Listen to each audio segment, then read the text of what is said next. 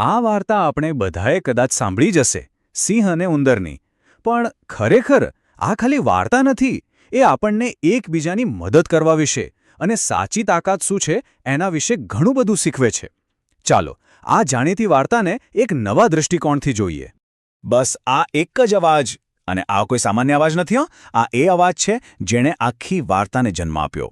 એક એવી સમસ્યાની શરૂઆત જેણે બધાને પરેશાન કરી દીધા. તો આ અવાજ કોનો હતો? એ હતો એક મોટા, વિશાળ રીંછનો, જે મહિનાઓથી શિયાળાની લાંબી ઊંઘમાં હતો. અને એના નસકોરા, ઓહોહો, એના નસકોરાએ એના એક નાના પાડોશીનું તો જીવવું જ મુશ્કેલ કરી દીધું હતું. તો ચાલો જંગલમાં જઈએ. એકદમ લીલુંછમ સુંદર જંગલ. અને અહીંયા જ આપણો નાનકડો હીરો, એક ઉંદર રહે છે. પણ એની એક બહુ મોટી મુશ્કેલી છે. એટલી મોટી કે શિયાળો પૂરો થાય ત્યાં સુધી ચાલે એવી. જુઓ, એક બાજુ છે આપણો નાનકડો ઉંદર. એની સમસ્યા શું? રાતોની રાતો ઊંઘ વગરની. અને બીજી બાજુ એક મોટું રીંછ, જે આ સમસ્યાનું કારણ છે. પણ એને તો ખબર પણ નથી.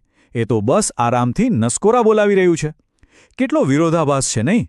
હવે આપણા ઉંદરે પણ હાર ન માની. એણે પોતાની રીતે સમસ્યાનો ઉકેલ લાવવાના બહુ પ્રયત્નો કર્યા. એણે વિચાર્યું કે ચાલો રીંછ સાથે સીધી વાત જ કરી લો. પણ ના, એ તો ઘસઘસાટ ઊંઘતું હતું. પછી તો એણે જોરથી બ્યુગલ પણ વગાડ્યો, પણ કંઈ જ ફેર ન પડ્યો. બધા પ્રયત્નો પાણીમાં ગયા. હવે શું કરવું? જ્યારે બધા રસ્તા બંધ થઈ જાય ત્યારે શું કરવાનું? આપણા હતાશ ઉંદરે નક્કી કર્યું કે હવે તો છેલ્લો ઉપાય જ બચ્યો છે. જંગલના સૌથી તાકાતવર પ્રાણી રાજા પાસે જવું પડશે. પણ કહેવું સહેલું છે, કરવું અઘરું. જેવો એ સિંહ પાસે પહોંચ્યો, એનું કદ જોઈને જ બિચારો ડરી ગયો. એ તો પાછા વળવાનું વિચારતો જ હતો, ત્યાં ભૂલથી એનાથી એક સૂકી ડાળી પર પગ મુકાઈ ગયો અને કડક અવાજ થયો. બસ જંગલનો રાજા જાગી ગયો. અને જાગીને સિંહે શું કહ્યું ખબર છે? એણે ઉંદરને ઉપરથી નીચે જોયો અને બોલ્યો, અરે તું તો એટલો નાનો છે કે મારો નાસ્તો પણ ન બની શકે. હું તારી મદદ શા માટે કરું? સીધો જ ઘમંડ. ઉંદરની વાત સાંભળવાની પણ તસદી ન લીધી. અને વાત અહીં જ ન અટકી. એણે તો ઉમેર્યું, જા અહીંથી. તારા જેવા નાના અને નકામા ઉંદર માટે મારી પાસે જરાય સમય નથી. બસ આટલા શબ્દો જ સિંહ કેવો છે એ બતાવવા માટે પૂરતા હતા. એકદમ ઘમંડી. પણ એ કહેવાય છે ને કે સમય બધાનો બદલાય છે. હવે આ વાર્તામાં એક એવો ટ્વિસ્ટ આવે છે જે કોઈએ વિચાર્યો પણ નહોતો. આ શક્તિશાળી ઘમંડી રાજા, એની પણ એક એવી નબળાઈ હતી જે ખુદ ઉકેલી શકતો નહોતો. હવે સવાલ એ થાય કે જંગલના રાજાને વળી શું તકલીફ હોઈ શકે? જે કોઈથી ડરતો નથી, જે સૌથી શક્તિશાળી છે, એને કોણ પરેશાન કરી શકે? આ જ તો રહસ્ય છે. તો આપણો ઉંદર બિચારો નિરાશ થઈને પાછો ફરી રહ્યો હતો. ત્યાં જ એણે કંઈક અજીબ જોયું. સિંહ, જંગલનો રાજા, એક ખૂણામાં સંતાઈને બેઠો હતો. અને શું કરતો હતો? હાંફી રહ્યો હતો અને પાગલની જેમ આખા શરીર પર ખંજવાળી રહ્યો હતો. એની બધી રાજાશાહી હવા થઈ ગઈ હતી. અને આટલી મોટી પરેશાનીનું કારણ શું હતું ખબર છે? સાવ નાનકડી વસ્તુ, ચાંચડ. હા, નાના નાના ચાંચડ. આ જીવજંતુઓ ભલે નાના હોય, પણ એનો પ્રભાવ જુઓ. જંગલના રાજાને પણ ઝુકાવી દીધો. આ જ તો વાર્તાનો સાર છે. જે નાનું દેખાય છે એ હંમેશા નબળું નથી હોતું. અને બસ અહીંથી આખી બાજી પલટાઈ જાય છે.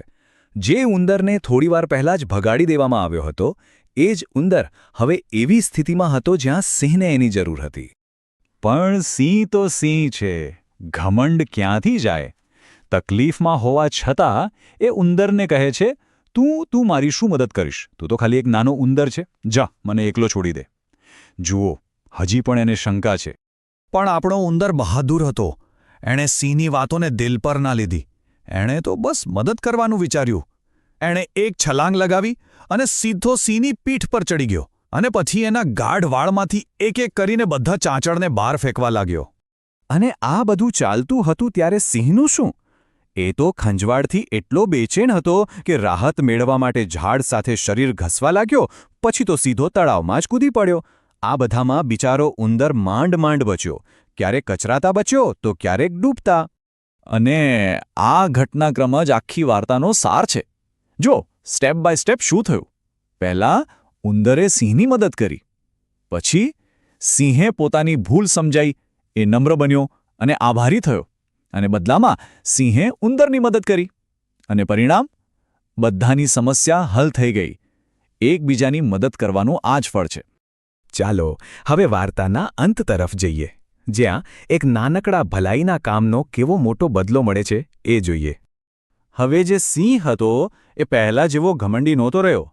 એને શરમ પણ આવતી હતી અને ઉંદર માટે મનમાં આદર પણ હતો. એણે ઉંદરને પોતાની પીઠ પર બેસાડ્યો અને સીધો રીંછની ગુફા પાસે લઈ ગયો. આ એક મોટું પરિવર્તન હતું. અને ત્યાં પહોંચીને સિંહે શું કર્યું? બસ એક જ કામ, એક જોરદાર શક્તિશાળી ગર્જના કરી. એવી ગર્જના કે આખું જંગલ ધ્રુજી ઉઠ્યું. અને બસ આટલું જ પૂરતું હતું. સિંહની ગર્જના સાંભળીને પેલું રીંછ બિચારું ગભરાઈને જાગી ગયું. એને તો કંઈ સમજાયું જ નહીં કે શું થયું. અને બસ એની ઊંઘ ઉડી ગઈ, નસકોરા બંધ થયા અને આખા જંગલમાં ફરીથી શાંતિ છવાઈ ગઈ. આ રીતે આ અનોખી દોસ્તી સફળ થઈ. તો આખી વાર્તામાંથી આપણે શું શીખી શકીએ? પહેલી વાત કે ભલાઈ ક્યારેય એડે નથી જતી. બીજું કે સાચી તાકાત અને મોટું કદ એ બંને અલગ વસ્તુઓ છે. અને સૌથી મહત્વનું કે મદદ ક્યાંથી અને કોના તરફથી આવી જશે એની આપણે ક્યારેક કલ્પના પણ ન કરી શકીએ. અને અંતમાં એક સવાલ વિચારવા જેવો છે. આપણા જીવનમાં એવો કયો ઉંદર છે, એટલે કે કોઈ એવી વ્યક્તિ કે વસ્તુ જેની શક્તિને આપણે કદાચ નાની સમજીને નજરઅંદાજ કરી રહ્યા હોઈએ?